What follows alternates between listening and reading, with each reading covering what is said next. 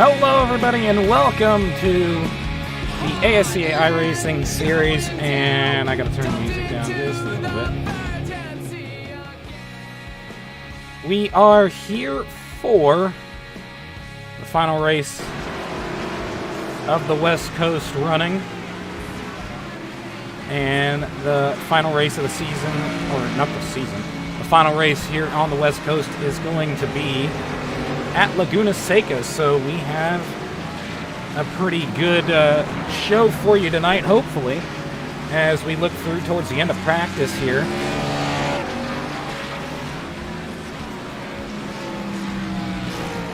And looking at it here, Austin Jakes and Eric Monaco, the top two on the board of your timing and scoring sheet.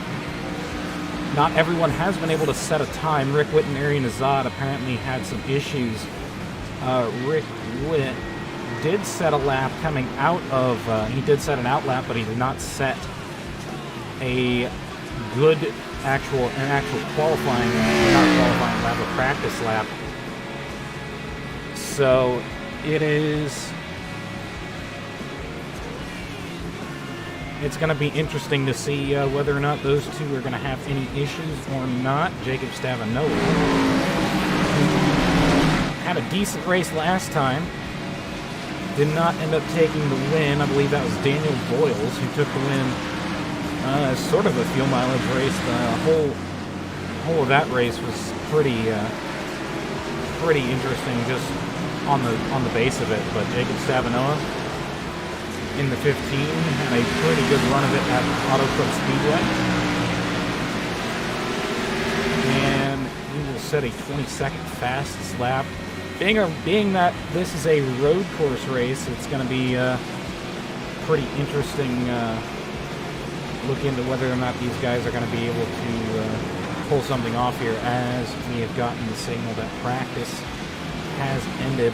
A couple of things that happened over the practice session. Brandon Bent actually ended up getting shoved into the little kink, on the front stretch. If I can find a car going down the front stretch, we'll watch on Juan Garcia's angle.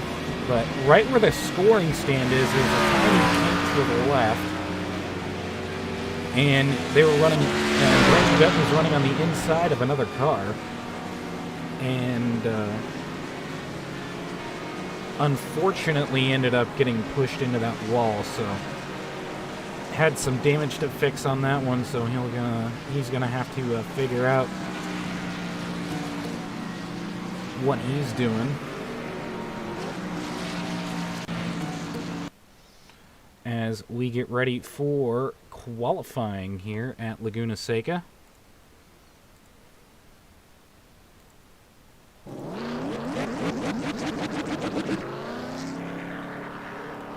And I guess that this would be a good time to ride on board, or at least watch the first lap from the outer view here on board from your winner of Auto Club.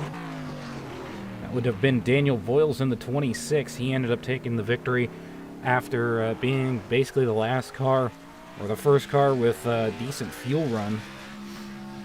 So we'll watch him on the outside, and then we'll take a second lap around this racetrack on board on the roof cam of the 26 DOF Realty car. DOF Reality car is what it is. I believe that might be a virtual reality headset company. I'm not entirely sure what DOF Reality is. I just used it as a sponsor because that's what iRacing gave me. So looking at things here, it's a pretty even spread between Toyota, Ford, and Chevy, so we'll have a interesting run of it here. A couple of drivers who I'd seen not having some good nights, actually getting some decent laps down in practice, so we're going to have to see where everyone shakes out once qualifying finishes up.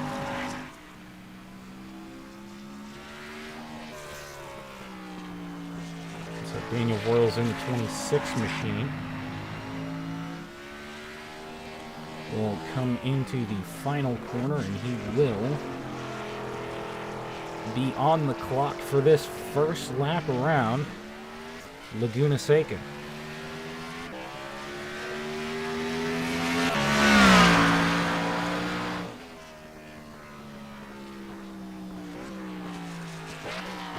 Looks like he's taking that entry into turn one pretty conservatively, as he probably could have ran maybe down to the number 2 boards here, but maybe the end of those boards there. They mark out the distance to the entry of the corner. And it just looks like he's going a bit conservative on his qualifying lap here. Actually, what we'll do, we'll watch Daniel Voiles for this first lap and then see who has the fastest time by the end of the first lap.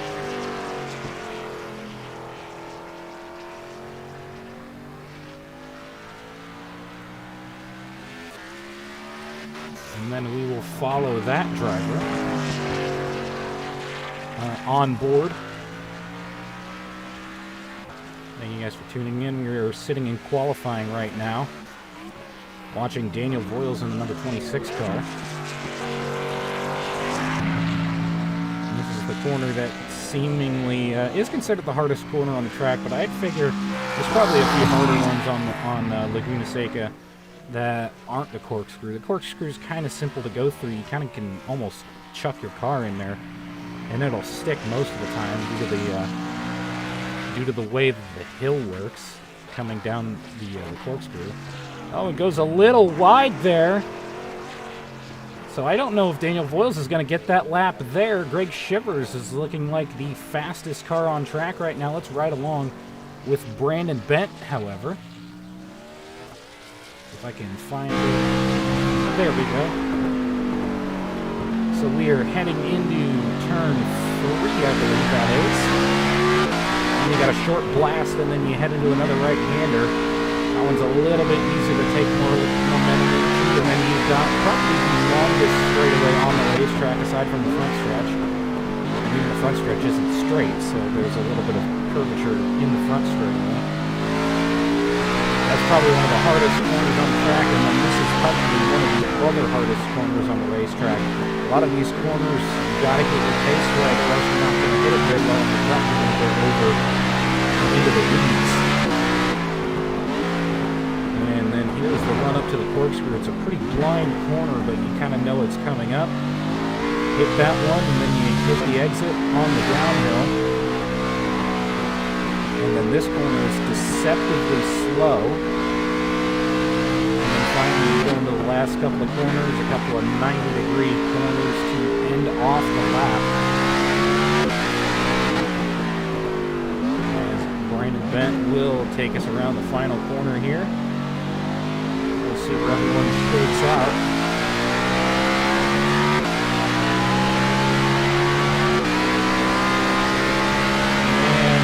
Bent, not going to be faster than Greg Shivers. A better lap, though. Looks like the 77 of Mikhail Latoris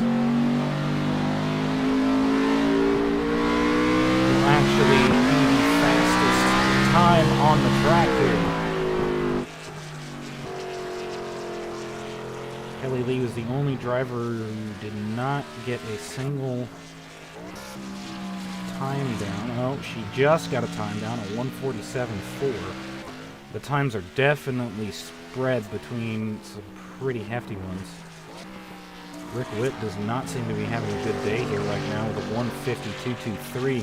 I do not believe he got a single qualifying lap in, or a single practice lap in, but that is going to be the end of qualifying, and Mikhail Latoris, the number 77 Racers for Christ Toyota, is going to be the driver who will sit on your pole here for WeatherTech Raceway Laguna Seca.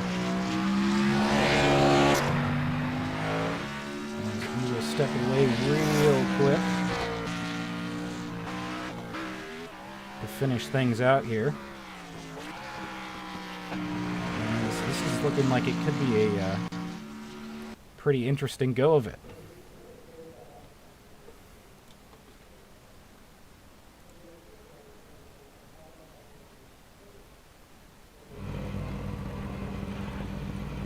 We'll let the field populate here.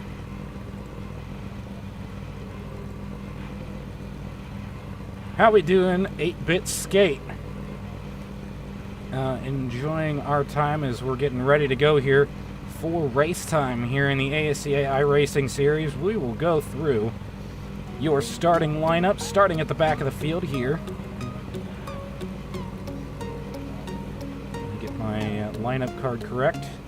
Starting at the back of the field, we have the number 68 of Rick Witt. Did not set a qualifying lap, so he will start in the 36th position. To his inside is the number 44 of Kelly Lee. Starting in the 34th position, that's the 29 of Allison Rhodes. To her inside is the 03 of Erin Azad in the 33rd position. Starting 32nd is going to be the number 22 of Isaac Nichols, and to his inside in 31st position is going to be the 88 of Mitchell Anderson. Trace Howard in the number 72 starts on the 30th position, and to his inside is going to be the number 21 of Zach Staines in 29th. Starting 28th is Sam Verbeek in the number 31 position. Jake Rogers in the 64 car will start 27th. 26th is the 85 of Alex Tanker. 25th, your race winner from Auto Club, is Daniel Bull starting 25th. Cesar Chavez in the 45 is going to start 24th position. To his inside is the 13 of Tanya Breyer in 23rd. 22nd is the 888 of Xavier Carlson. 21st is the 23 of Stuart Gratton. 20th starting position is going to be the 15 of Jacob Stavanoa, and Matthew Proctor rounds out the back half of the field. And we get ready to see your front half of the field. Nicholas Samudio in the number 1 Snap-on Chevrolet Camaro will start 18th. To his inside is the number 51 Thrustmaster Toyota of Kyung-hee Lee. Starting 16th is the number 35 Logitech Chevrolet of Gatlin Downey. To his inside is the Hellman's number 25 Chevrolet of Chris Malley. Sandeep Singh in the unsponsored number 30 Toyota starts 14th. 13th is the 001 Falcon Tire Chevrolet of Ricky Dixon. 12th is going to be the 334 Filter Time Ford Mustang of Bob Schwebke. Starting 11th is going to be the number 2 Yokohama Ford Mustang of Jay Barker. And here is your top 10. Driving the number 01 Toyota is going to be, I believe that is the Sparko car of Emma Bays. Starting 9th is going to be the Engine Ice number 99 Ford Mustang of Ryan Reed. In the Podium Esports Ford Mustang number 10, starting in the 8th position is Juan Garcia. To his inside is going to be the Wrangler number 4 Chevrolet. He's had some good runs, but he's not been able to pick up the win yet. That is Eric Monaco. In the 6th position, the number 73 Suave Men Ford Mustang, that is Andrea Martinez. And starting 5th in the Apex, I'm just going to call it Apex Ford Mustang, number 27 of Brandon Bent. Your first 2 rows, the number 40 Matco Tools Toyota Camry, or Toyota Supra. I'm getting everything mixed up. That is the number 40 of Austin Jakes. To his inside is the MRN number 89 Toyota Supra of Greg Shivers. And now your front row, the number 98 Whiskey River Chevrolet Camaro, that is Cody Gump. And your pole sitter for tonight's race, the Racers for Christ number 77 Toyota Supra, that is Mikhail Latoris. That is your starting lineup here for Laguna Seca as we get set to go 36 laps at this racetrack. And we are looking at a potentially interesting show. Could be chaotic, similar to how it was at Auto Club.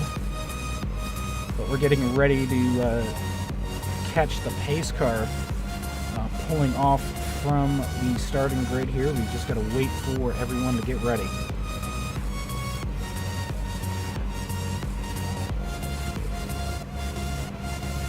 So a few notables here. Brandon Bent up in the 3rd row inside. Eric Monaco right behind him. Juan Garcia had a pretty good race at Auto Club last time. And Emma Bays, who's a very good shot to win on the road courses. Cody Gump seems to be a pretty good road course driver himself. As we get set to go here. Should have a few more seconds here before the pace car finally pulls away. And drivers are firing up. That means that we are getting ready to go here.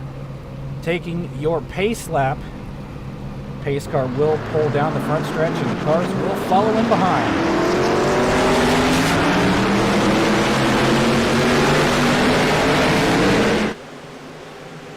ASCA iRacing Series will end its trip to the West Coast here at Laguna Seca, a road course to end off the West Coast run here.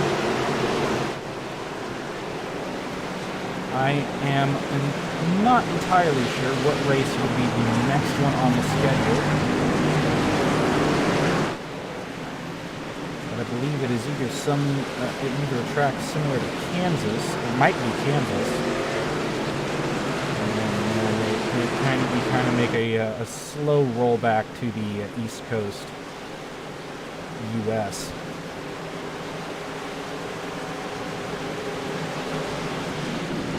Pace car putting up a pretty brisk pace.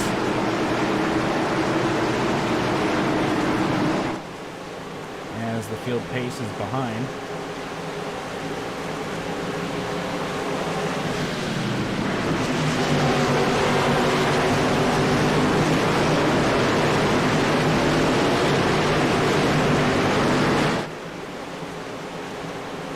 And so the real test is going to be seeing who will get off of that last corner the best. Be the best driver getting off that last corner, and that could mean that is your driver who leads at least the first few laps of this one.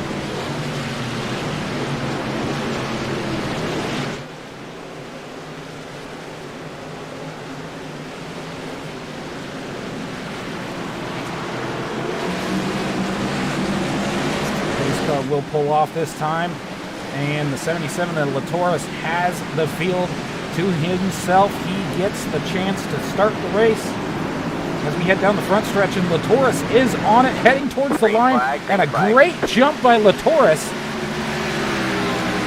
to get the lead off the jump. And heading down into turn 1, Cody Gump is going to pretty much make it easy for himself, as the rest of the field will have to figure it out from behind. A good chunk of the field is kind of further back, as they kind of got separated from the main part of the field at the start. Now Cody Gump looks to be running back, trying to take the lead from Latoris here on the first lap. We've got a few drivers that are trying to make some moves here. Brandon Bent has moved up from 5th to 3rd. When he was able to pass 2 cars on that start. And as I had mentioned at the start, it seems to be pretty even between the cars, the different makes, so it doesn't seem like any manufacturer really has an advantage here right now.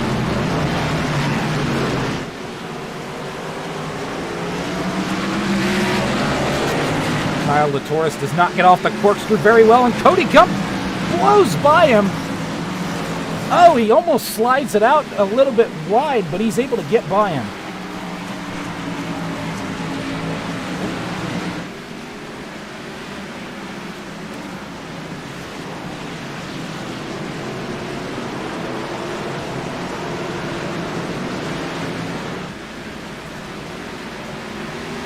Cody Gump is the leader here.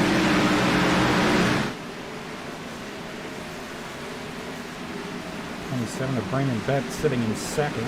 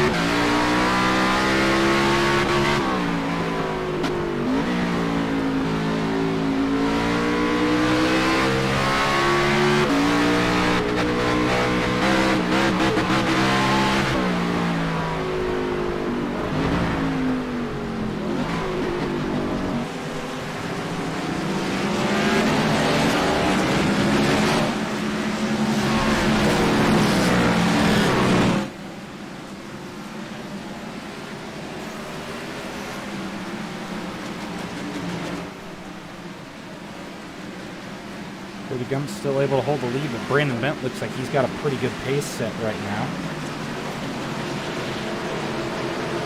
And he might look to try and take the lead from Gump if he gets the opportunity. However, Latoris is going to stick to the inside.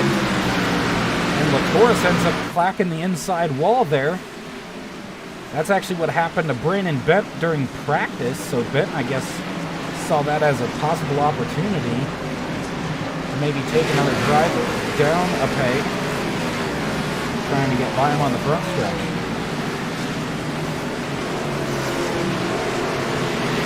Although I don't think drivers are really going to like it if you actually do that to them on purpose. I don't believe that Brandon Bent was all too happy that that happened to him, so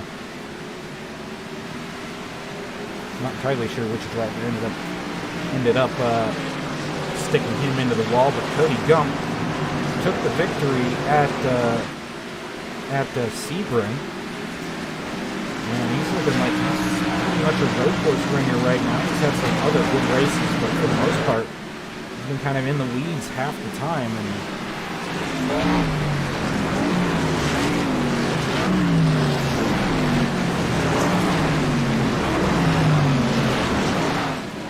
trying to figure things out here, and it looks like Cody Gump has started to pull away from the 27 of Brandon Bent a little bit. Andrea Martinez, the Canadian driver, out who she's an interesting case. She's a Canadian driver with family that hails from Mexico, and you can see the 77 of Mikhail Latoris able to get himself on the pit road. I am almost certain they're going to be looking into the damage that could have caused on that machine.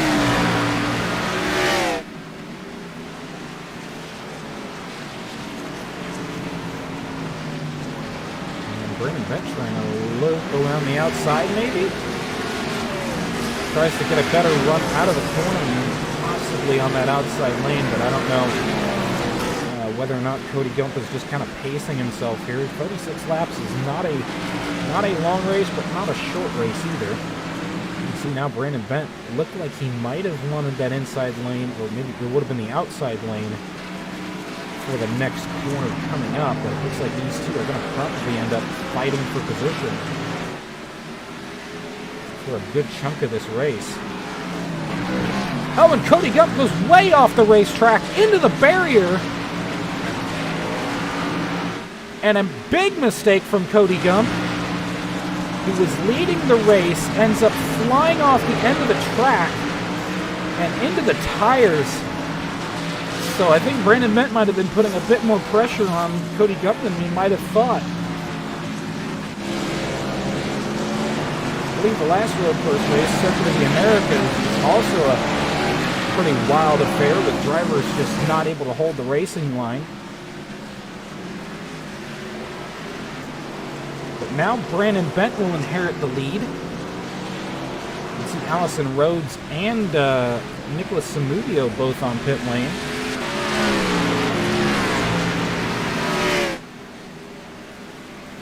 Cody Gump also coming down to the pits. He went in pretty hard into those barriers, but was able to stave off a lot more damage.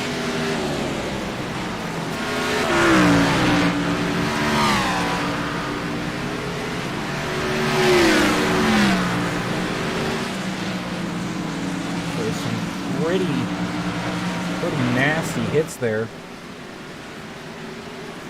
Pretty wild contact for some of these drivers up here at the front of the field. Juan Garcia, he started up in 6th position, I believe, and is now fallen back to 7th. He was a bit further back, but he's inherited a couple of positions now. Now it looks like Brandon Bent is going to be harassed by the 73 car of Andrea Martinez.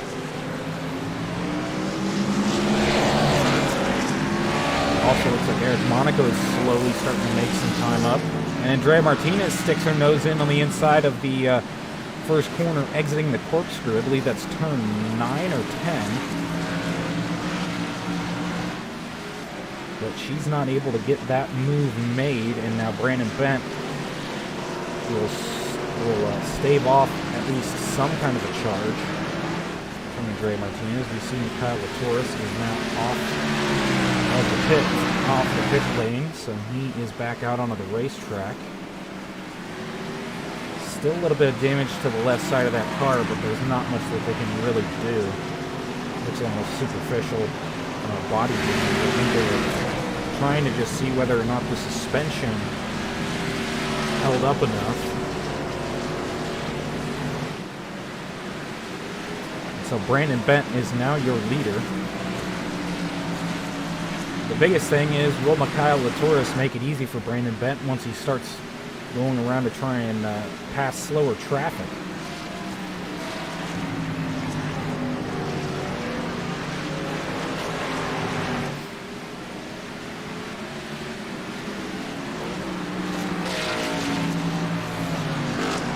Some people might recognize the name of Brandon Bent. He was involved in, I believe, I forget what it was.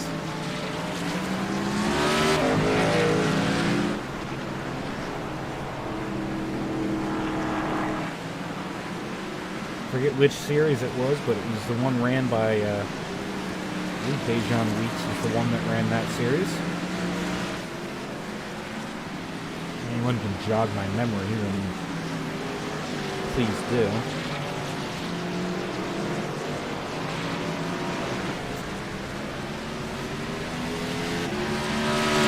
But Brandon Bent was pretty much the odds-on favorite to win. He was a part of BW Motorsports for a good chunk of his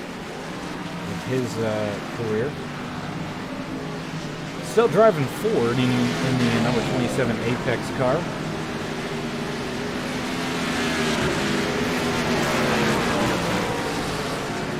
But has not had the same success in this series as he's had. He almost won Daytona, but then, or at least he had a good chance of winning Daytona, and then he ended up getting taken out in a wreck late in the race and was unable to do anything after that. So disappointing for Brandon Bent as you see him behind Allison Rhodes in the 29 car. He's not going to make a move yet. He doesn't have to at the moment, but I believe he might make a move into the corkscrew here.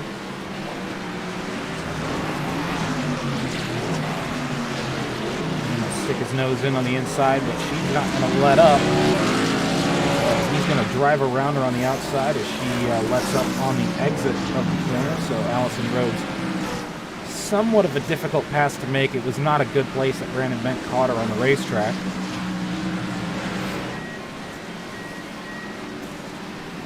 But he has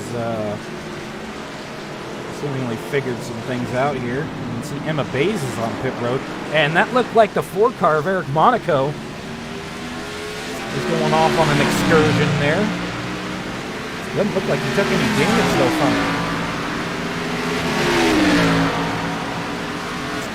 So Eric Monaco going off the racetrack on the final corner there, but he's able to keep the car clean.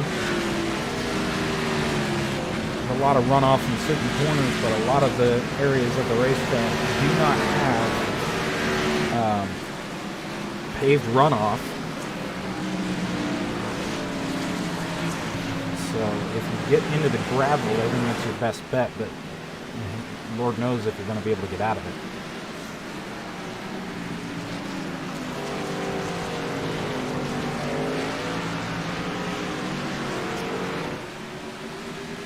We'll be heading on to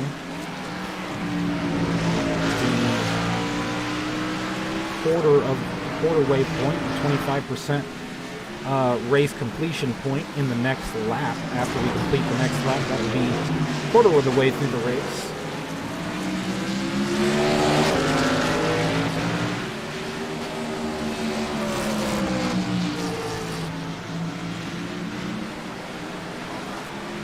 Considering this is one of the shorter road courses that is, considering it's actually just in general, one of the shorter road courses, the lap count is much longer than I believe that of Coda.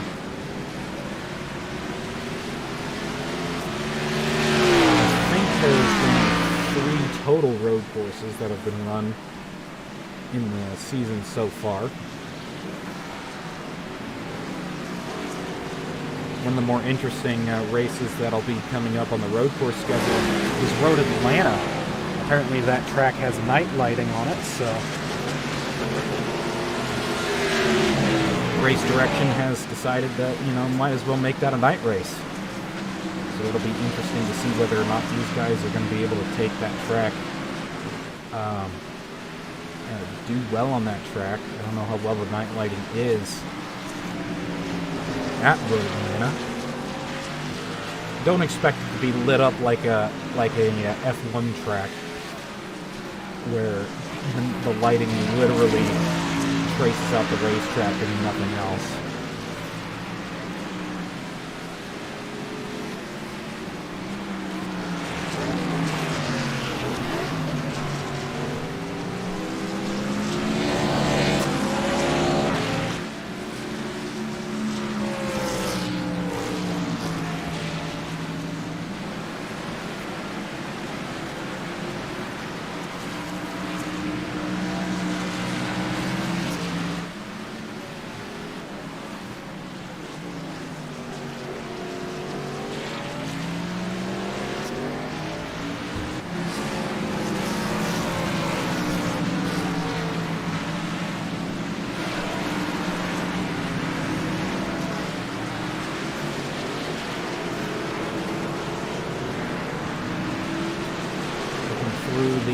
Order here, one of the on-track battles at the moment is Ray and Reed and Laguna Seca.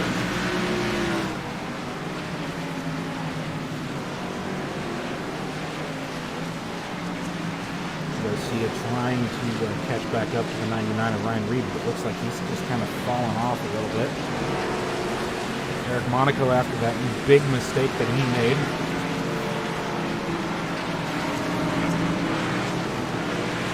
Alex Tanker, some heavy damage to that machine.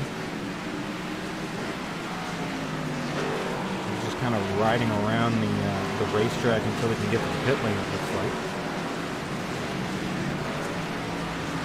Eric Monaco has been slowly catching the back of the 001 of Ricky Dixon. However, I think the slower car of Alex Tanker might have caused some issues with him. Rick Witt, some great heavy damage on that machine. Until when that occurred. I'll try to go back and see where that might have happened. Oh, I don't know if we're going to be able to get that.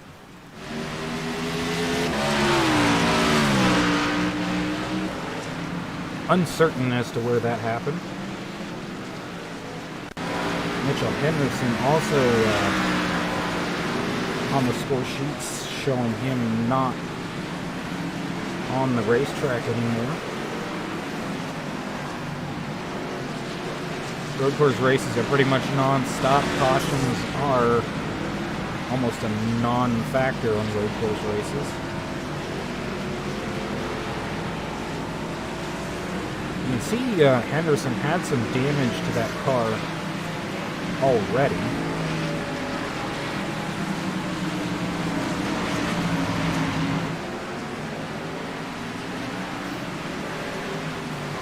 And this is about a minute ago. Oh, he just way overcooked it and put his nose into that wall. That was a very,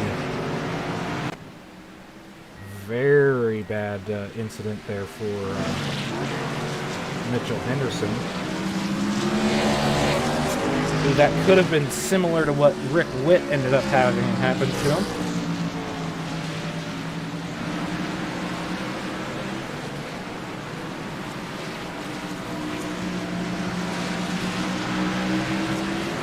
So Brandon Benn has been able to keep that car pretty much pristine, as well as Andrea Martinez. And this is a race where mistakes are not to be trifled with.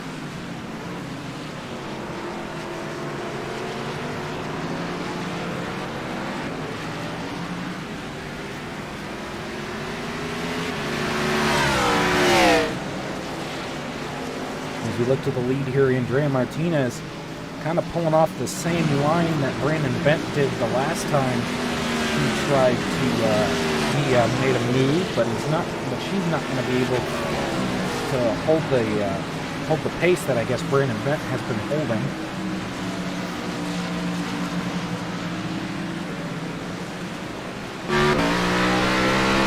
Brandon Bent really pulled away from her there.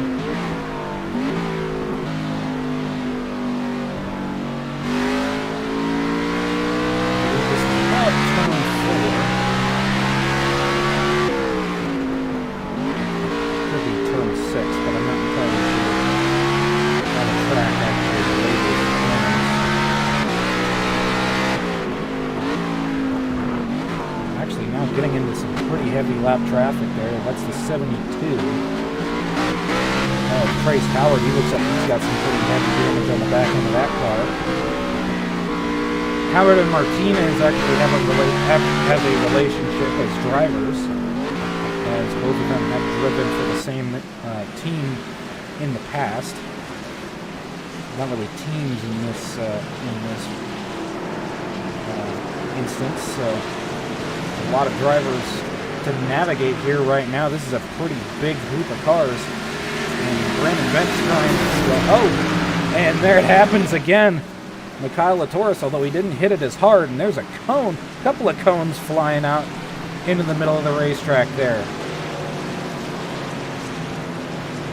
So it looks like Brandon Bent got away unscathed again against Mikhail Latoris.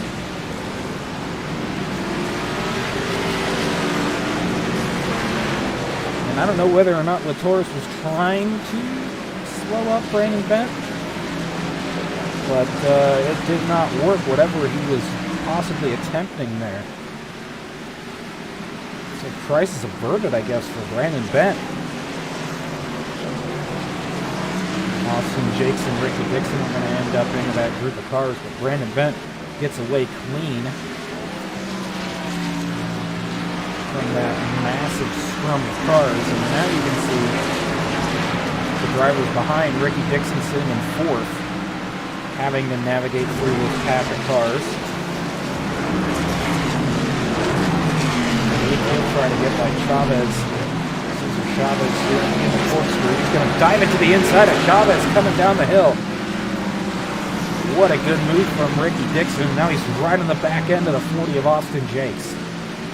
Speaking of drivers who have some relations as far as being drivers are concerned, Ricky Dixon and Austin Jakes both drove for Toyota in the MSCA. Ricky Dixon used to drive the number 01 Walmart Toyota Camry. And Kelly Lee is off the racing surface, and that is not a safe rejoin there from Kelly Lee. Ryan Reed had his eyes open there. Yes, that could have been a very bad incident. You can see Eric Monaco also trying to navigate the traffic.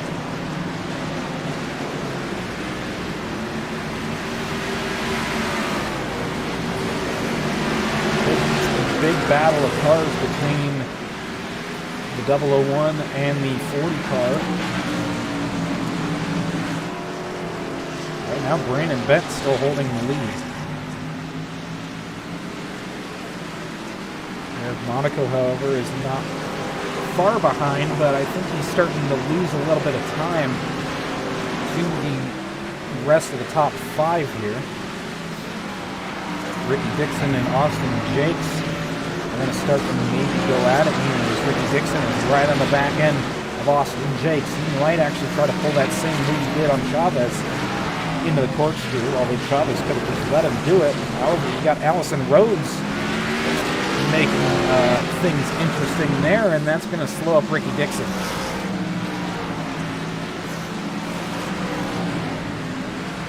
Allison Rhodes does not have a hood on that car, so probably another off-track excursion for that, for the Intel number 29 machine. If you look back up to the leader, there's a 531 car fairly easily, it looks like. Ricky Dixon. Going to watch that back again just so that way we can see where the move was made, and it looks like it was into the final corner here. A good run out of the corner for Ricky Dixon, it looks like, and he was able to muscle his way past Austin Jakes down the front straightaway.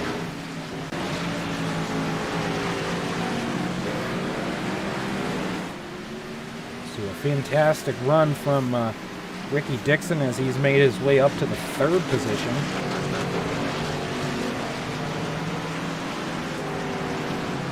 One driver who we said has actually been struggling, we thought was actually potentially a struggler, would be the 15 of Jacob Stavinola. He went from the very midfield, probably front part of the back half of the field, and now he's up to 11th position, and he's made a good go of it so far. A lot of drivers in front of him have had some pretty bad mistakes that have cost them a lot of positions, and he's had a pretty good run of it. However, back up at the front of the field, we missed it, but we'll see and watch it back. Andrea Martinez finally gets by Brandon Bent. She just drives around the outside of him off the corkscrew and is able to take the lead from Brandon Bent. So now Andrea Martinez is going to be your leader. Another battle going. Austin Jakes and Eric Monaco has finally joined the party there. However, it doesn't look like Monaco might have a chance at the 4th spot as Ricky Dixon is able to fend off Eric Monaco's charge.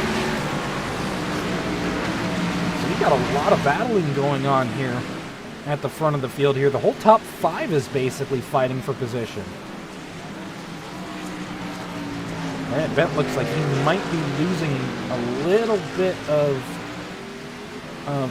grip into some of the corners. It could be the tires going down a little bit,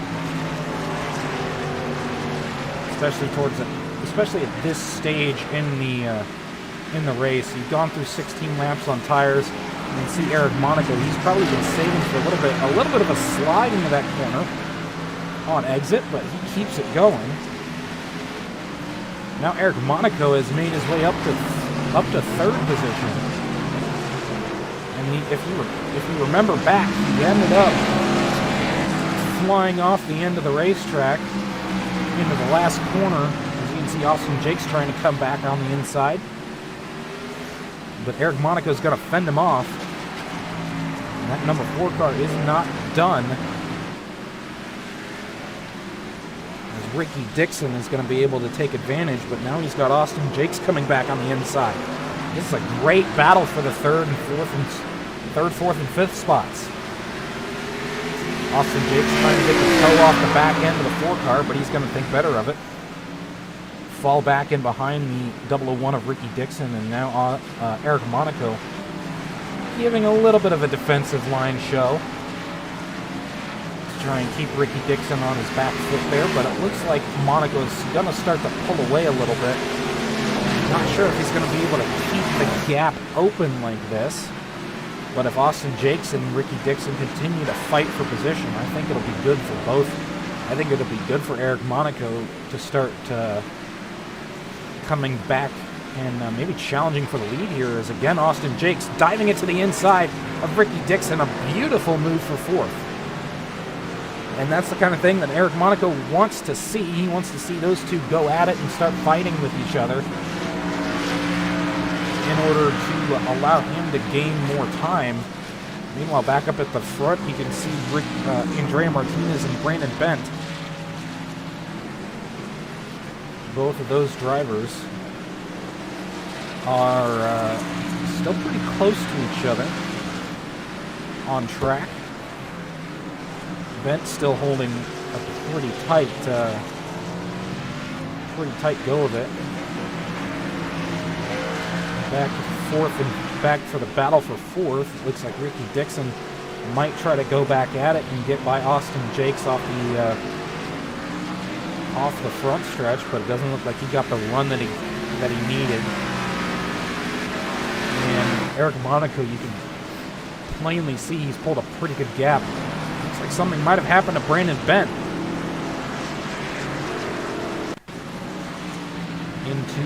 Turns into the first set of corners there.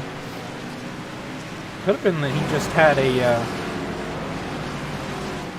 pretty wild, just not had a good corner. Meanwhile, Eric Monaco, who had taken over third, just seems like he's not able to do much.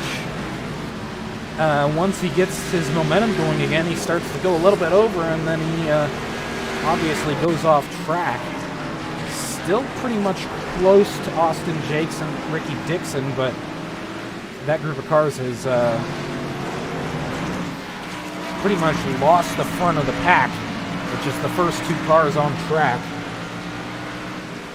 But honestly, Eric Monaco, he needs to clean it up a little bit, or he's not going to be able to finish in the top three, because he has a good and fast car. He has some pretty good pace, but it's just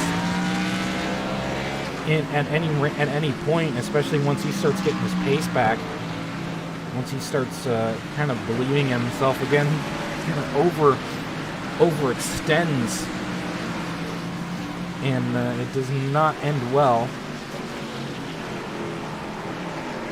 Someone hit a wall, but I'm not entirely sure where that came from. Meanwhile, back up at the front of the field, Brandon Bent able to get around the 73 of Andrea Martinez. We'll go back and see what that looked like. It looked like Brandon Bent just had a great run, ran around the outside of that first couple of corners. I believe that's turns 2 and 3. And he started to pull away a little bit from Andrea Martinez again.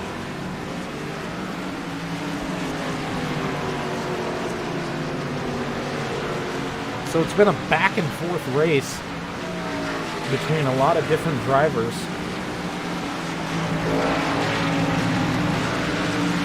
We are actually past the halfway point, so Brandon Bent has led, or is leading, first lap past halfway. What is up, my dude?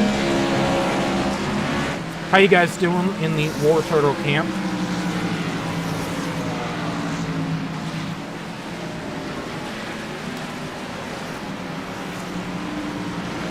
Currently, this has been actually a pretty entertaining race so far.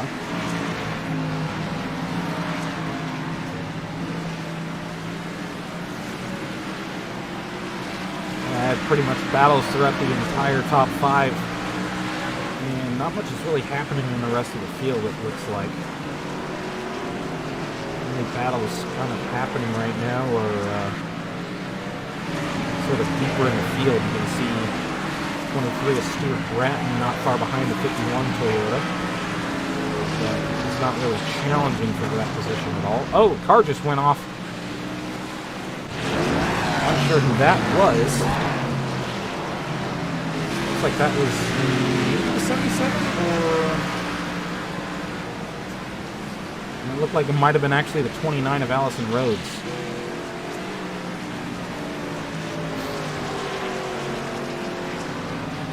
Brandon Bent, the 27, still leading. He's pulled about a 3-second gap over the 73 of Andrea Martinez, and it looks like things have started to calm down a little bit. Driver's kind of fighting their pace, and maybe the tire fall off definitely affecting the way the cars are handling.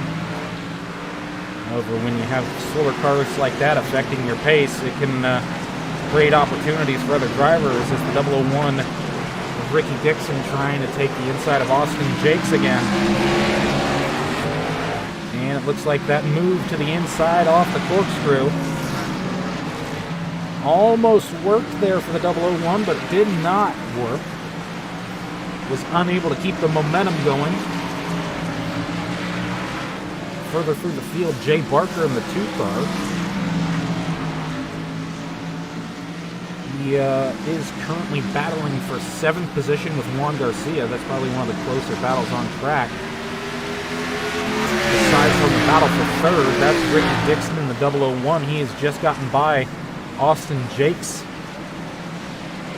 And These three have just been fighting non-stop. Looks like Bob Schwepka might have had an incident somewhere. Looks like he just went off track and then just disappeared. Disappeared as he was getting going again. I guess it's something iRacing definitely needs to fix with the AI. Because if they start going again and then they disappear, it's like, you know, what's the reason for them? What's the reason for them getting towed back to the pit lane? So unfortunately for Bob Schwepka, he is going to have a tow. Meanwhile, Jay Barker in the 2 car tried that outside of that first couple of corners and is not going to be able to get things going against Juan Garcia, as he's also getting hassled by the 77 of Mikhail Latoris.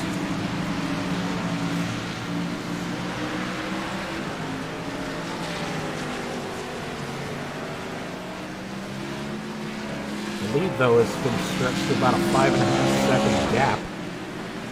So Brandon Bent has sort of found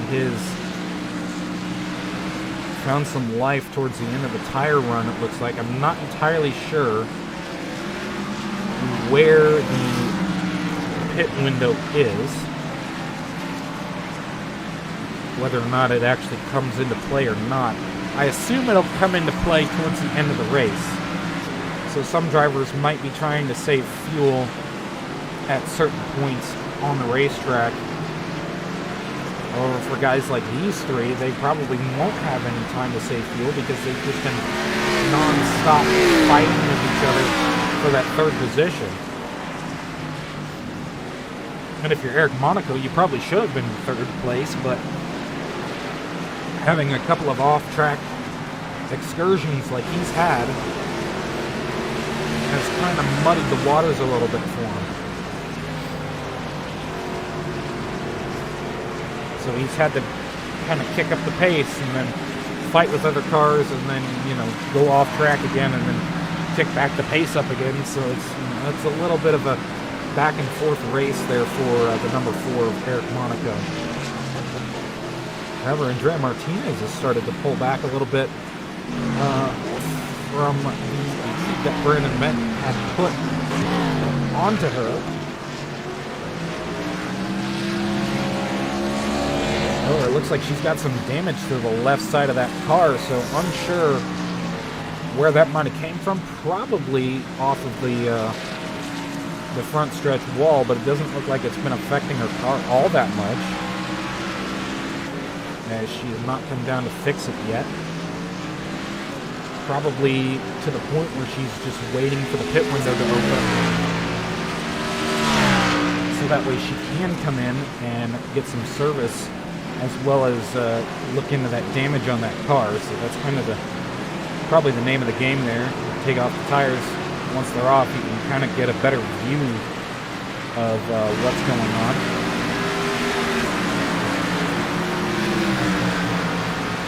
And Austin Jakes has kind of learned from seeing other drivers get burned by that. So he's kind of played it safe going down the front stretch on the inside, close to the wall like that, because he does not want to end up in the wall and having to basically having a race ruined because of it.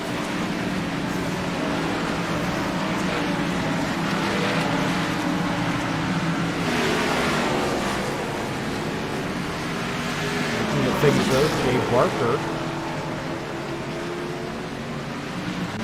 Back a little bit. I just found out that I am back a little ways. It looks like Jay Barker has actually lost some time and has fallen another position back into the 8th spot. Currently in the bottom of the barrel as far as points is concerned. So he's trying to get as much as he can, fighting with the 99 of Ryan Reed to keep that 7th spot. Eric Monaco and Austin Jakes have kind of lost the back end of Ricky Dixon here. Not sure whether or not that's from maybe Monaco going off track another time, or just not being able to maneuver through traffic. It looks like Ricky Dixon has kind of found his way on his own.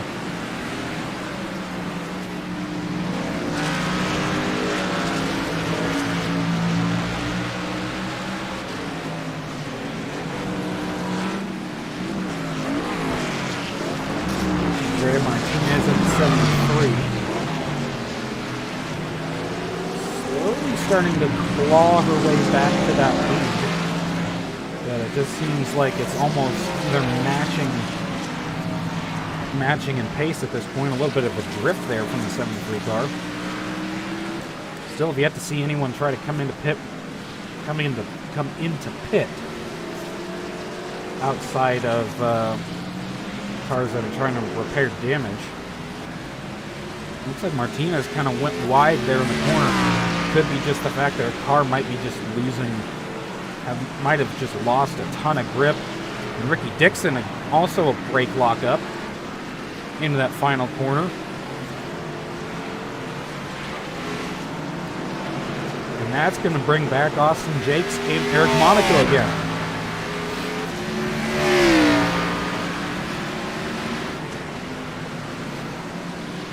Both of those drivers have sort of dropped in pace compared to Ricky Dixon, but they've kind of found it back again, especially after Dixon has put himself through that. And it looks like Jay Barker was able to dispatch Ryan Reed. Whether or not that was Ryan Reed's fault or whether or not that was Jay Barker actually able to get by him legitimately.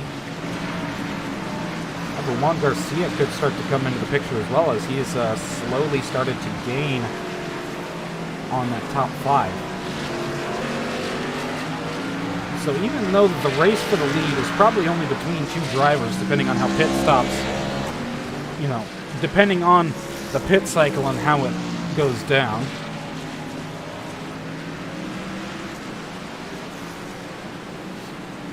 It could be a race that only comes down to Andre Martinez and Brandon Bent. But Martinez has slowly started to lose time on Brandon Bent as he is just setting a blistering pace. And Martinez has not been able to run very good lap times in the past times around. I believe that outside of maybe Emma Bays, Brandon Bent is the only driver setting 1 minute 36 second lap times. However, I say that, and Austin Jakes hits a 1:36.49.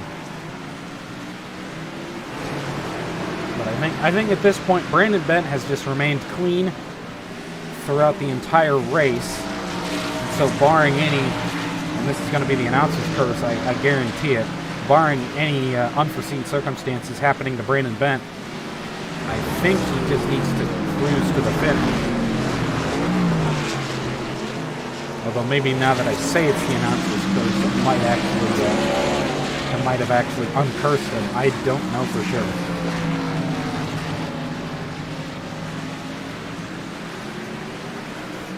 Bent is hoping to just stay out of trouble at this point. 6 seconds ahead of the second place car. 12 seconds ahead of third, so the last thing you want to do is to just throw away the race on something like that 72 car.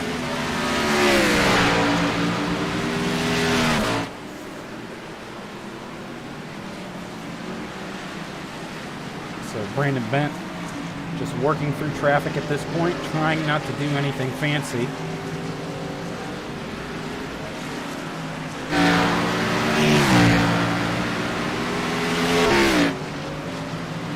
Looks like Eric Monaco might have had another off-track excursion, and I don't think he's going to be able to recover from this one. Car still looks fine, but well, it looks like he's got some damage to the right side of that car. But he has fallen all the way back to the 12th position, and like I had mentioned earlier, it just seemed like Eric Monaco, he would get some pace, start running through, get some faster lap times under him, and then just blow it on a single miss corner. And it looks like that's just what happened to him. And he is now the last car on the lead lap. He's actually right, pretty much right in front of the leader, Brandon Bent. So there's not much on-track action going on so far.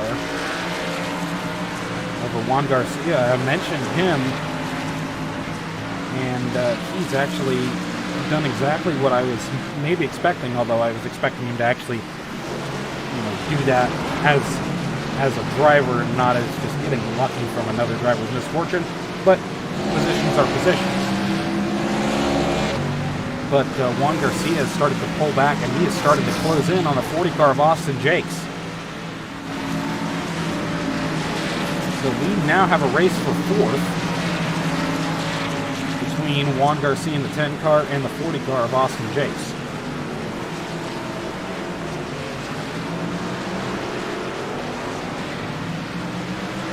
Juan Garcia started in the 6th position, fell back a little bit early, but now he moved his way back up and is now looking at the 4th position as a potential option for him. However, getting a little bit sidetracked with the 0-3. A little dispatch in relatively quickly. Looking back through the field, Jay Barker in the 2 car has kind of fallen off the back of the 5th place car of Juan Garcia in the 10.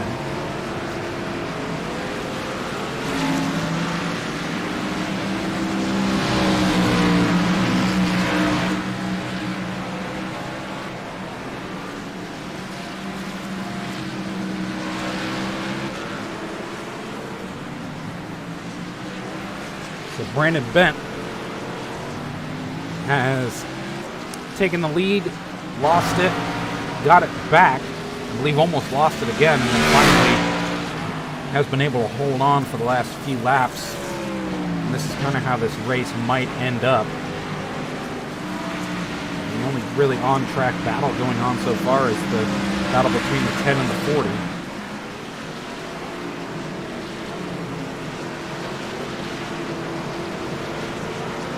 Garcia and Austin Jakes, and it looks like Garcia has a good run off that final corner.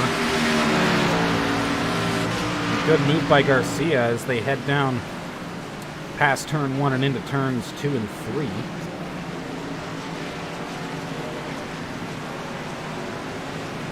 And Chris Malley sliding it out there, getting a little bit drifty there, but not able to really do much. Unfortunately for Chris Malley, he's in 31st, so while he is kind of putting on a good show for the fans, watching a stock car drift around like that, it's not really the kind of car that it's not really the kind of race that he's hoping for. He's not hoping for that kind of entertainment, I guess.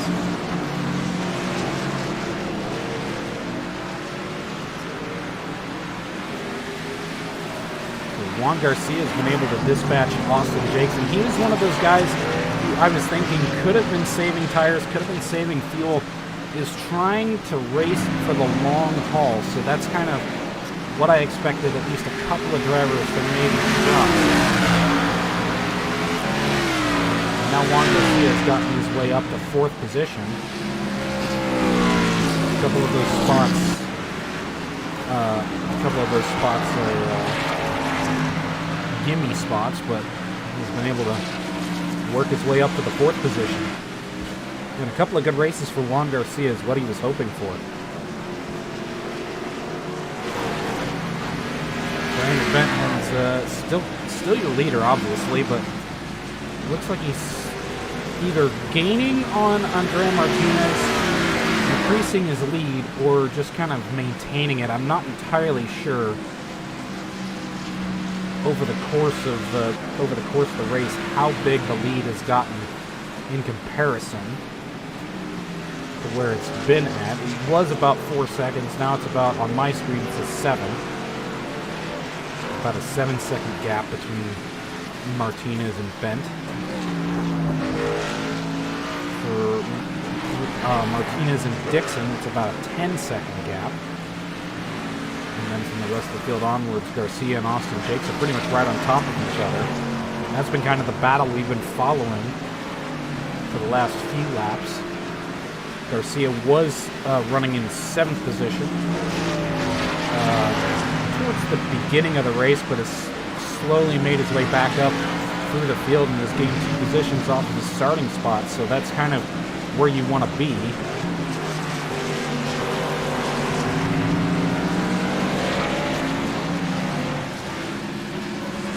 Drivers who have made gains after maybe screwing themselves up a bit. Eric Monaco has been able to move himself back into the 10th position. A couple of gimme spots from drivers making mistakes and going off track. But also, I believe he has passed Kyung-hee Lee in that 51 machine. The 44 car, Kelly Lee, flying off the racetrack there. Not been a good day for Kelly Lee.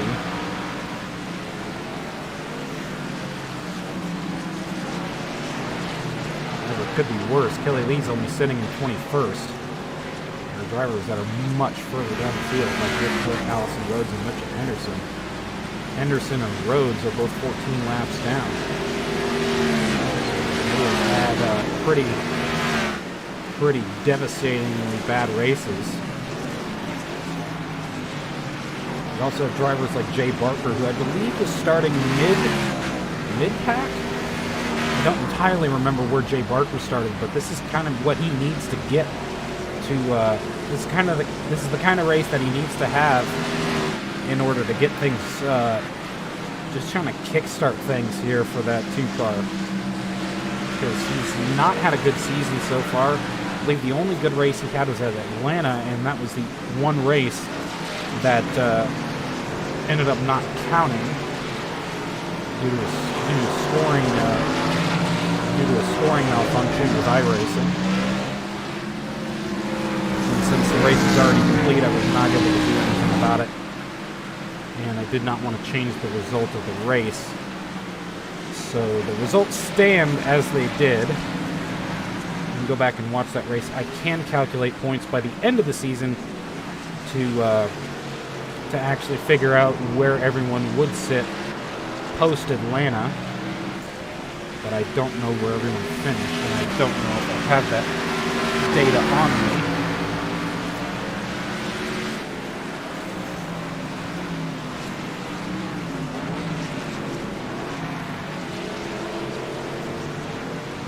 So that's the only race that has not scored for anything so far this season. And that's an unfortunate thing, because that's the only race that Jay Barker actually did somewhat decent.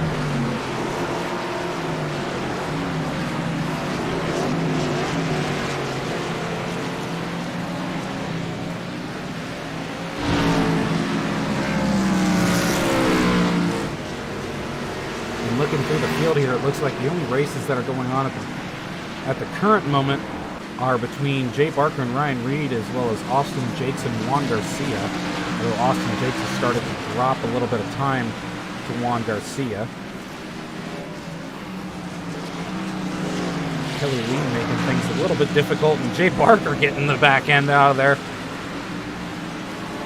A lot of that dirt experience helping him out, keeping that car straight. And Ricky Dixon slow on the inside, going up towards the corkscrew. Something happened to that 001 car. He might have gotten put into the wall going down the front stretch, and this does not look like a good situation that he put himself in. And he just absolutely ripped that wall.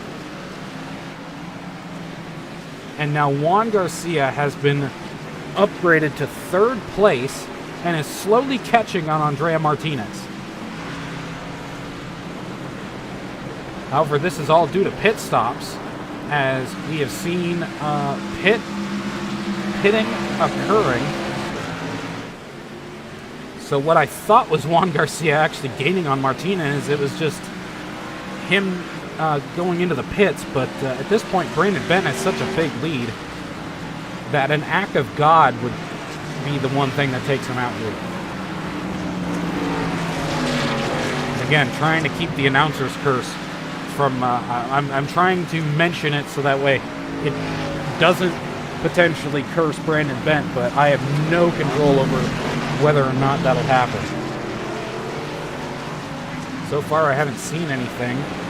Andrea Martinez looks like they have fixed, at least to the extent that they can, that right side of that 73 car, and with new tires that car will have a lot more grip, and potentially she could try to make a run on Brandon Bent, but he's got 3 laps to do it. The left side of the car was the part that was damaged, so it looks like they didn't really mess with that. But you got 3 laps to make up 9 seconds on the leader. Can you do it? Possibly. But I don't know if she's going to be able to pull it off. David Carlson into the 888. 1 lap down, trying to battle his fellow countryman, Isaac Nichols, both Australian drivers. 888, obviously Craig Lowndes' famous number in Australian supercars. We come down to the wire here. It looks like Brandon Bent will promptly take the win here. Still got 3 laps remaining. You see Jay Barker's fallen back to 6th position. Ryan Reed has been able to take over that spot. And then Juan Garcia, who has made a late dash, was in 4th. Ricky Dixon ended up getting into the wall on the front stretch and is now in 15th. He was running 3rd, and now Juan Garcia inherits the spot and now holds the 3rd position. Andrea Martinez, who was battling Brandon Bent for the first half of the race and then sort of fell off after, I believe, another incident on the front stretch wall cost her a lot of handling on that car. Really kind of screwed her chances, but a 2nd place finish is nothing to sneeze at. We have 2 laps to go. Brandon Bent trying to deal with Sandeep Singh in the 30 car. Sandeep's going to let him go by.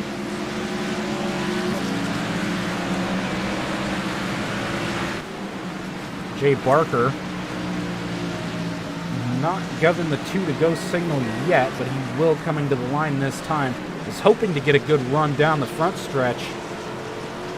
Get a good run off the final corner there. Doesn't look like he got the run that he wanted, but he's going to follow in the tire tracks of that 99 machine. Going to see whether Jay Barker can maybe pull something out of his hat, get himself a top 5. And a disappointing season for Jay Barker so far. Perhaps this is what he needs to pick things up a little bit. A good run at Laguna Seca would definitely be something that he would enjoy. Eric Monaco, who we saw multiple times go off track. We've been kind of tracking his progress. He was back in, I believe, the 12th or 13th position, and has ended back up in the 7th position. So he has really moved through the field. I don't know if he's going to be able to get more positions, because I just don't think he has enough time to make up the gap between him and Jay Barker. But a commendable run. With all the mistakes he's made, he has been able to pull back a 7th place finish, so nothing to sneeze at for him. However, Brandon Bent has already taken the white flag. 1 lap remaining for the 27. He has made no mistakes this whole race, and in a race where mistakes have been common, 2 leaders ended up getting removed from the lead because of off tracks and just getting into bad situations that ends up. And I say that as Brandon Bent goes way off the racetrack and into the tire barriers. I was not expecting that, and I think the announcer's curse has just bit Brandon Bent. Oh my goodness. He is trying to get out of the gravel, but I just don't think he can do it. Oh my goodness. What a heartbreak for Brandon Bent. He was having a great run at Daytona, ends up losing it to a wreck, and now this here at Laguna Seca. Unfortunate, and I think I cursed him. That is all my fault. And someone who should be thanking me right now is the driver of the 73, Andrea Martinez. I said an act of God is the only thing to keep Brandon Bent out of victory lane, and Andrea Martinez capitalizes on that act of God, and she will take the win.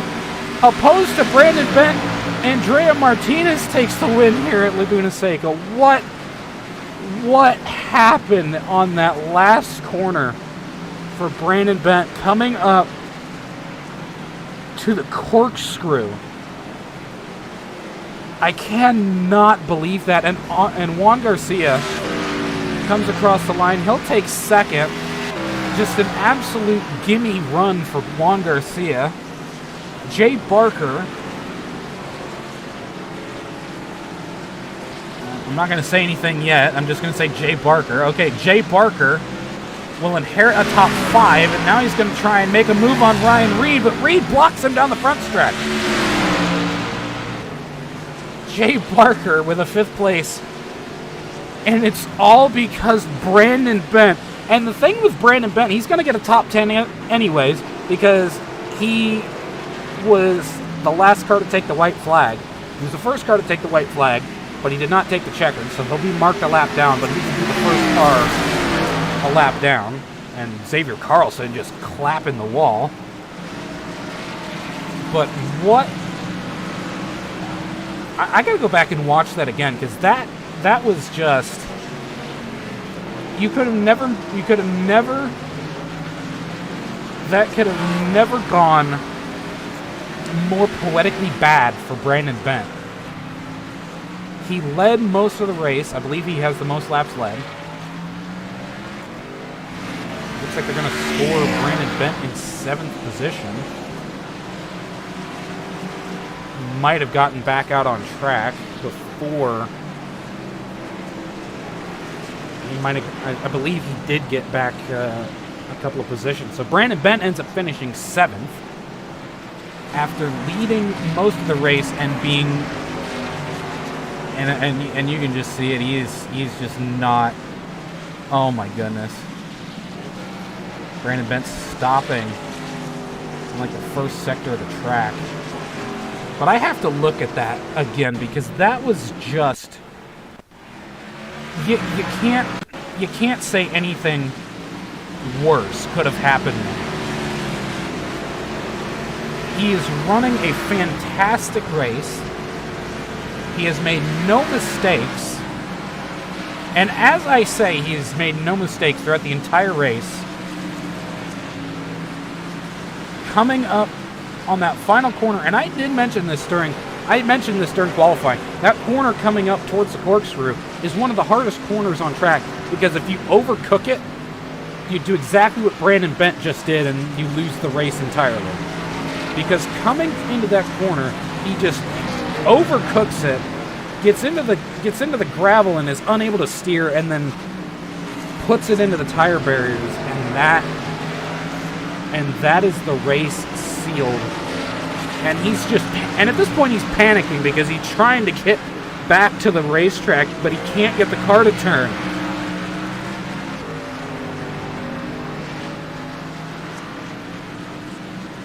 Absolutely devastating for that 2017. I cannot express And then, you know, Andrea Martinez, the 73 car, he just takes it from there. I cannot express how devastating that has to be as a race car driver to lose the race in that fashion. To go from leading the race on the final lap to losing it in that fashion. Absolutely devastating. But as that concludes the race, we will go through the race standings. As Andrea Martinez picks up the win. And I just cannot believe that happened. I absolutely cannot believe that happened. It is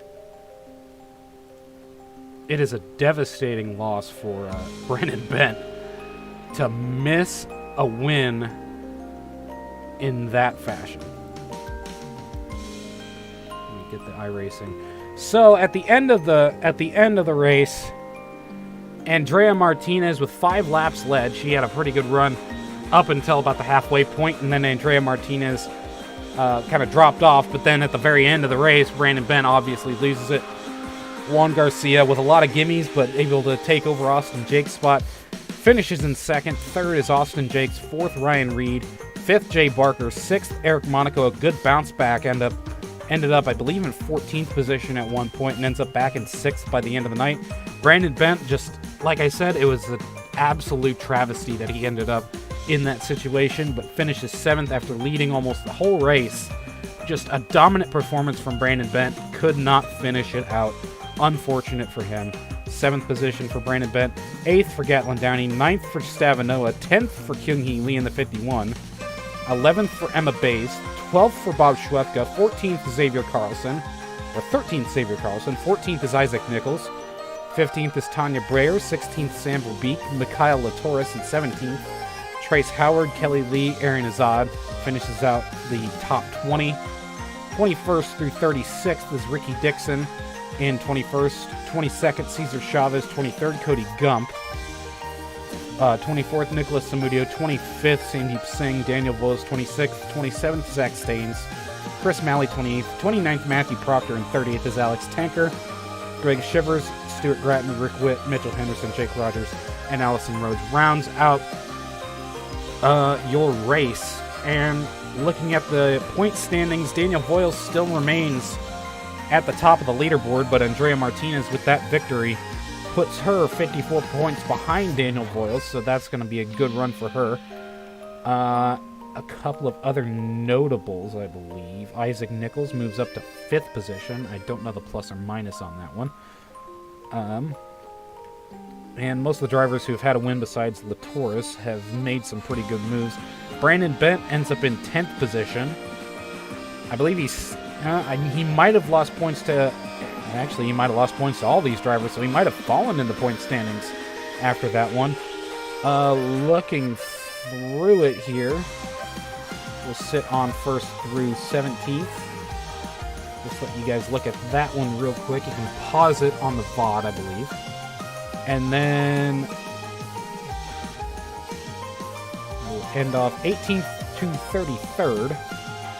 Jay Barker leapfrogs a lot of drivers with that good finish. He's tied with his brother Matthew Proctor, I believe half brother. And then finally 34th through 36th, and finally Ernest Crispin and Mike Mondesi are no longer within the top 36. So I will no longer be mentioning those names as they are no longer racing in the series.